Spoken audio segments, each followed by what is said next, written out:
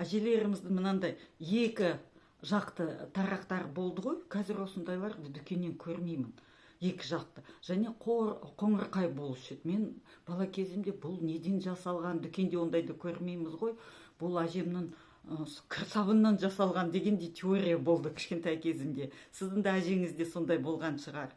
Бір қызығы, тура осындай екі жақты тарақтар көне заманнан келе жатыр екен. Тұнау сарматтардан, археологтар сарматтардың бейіттерін қазады ғой, әйелдердің бейітінде сондай табылады екен, екі жақты тарақ.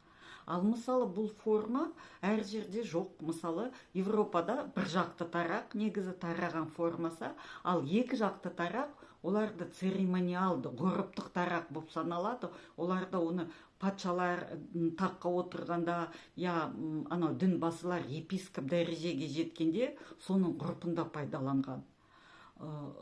Сол өте қызық тақырыпта, соны мен зерттеп қарасам, оның үлкен мағынасы бар екен. Өйткені мысалы, мынау Сібір түрік халықтарында Умай ана туралы айтады ғой, Умай тәңірие туралы.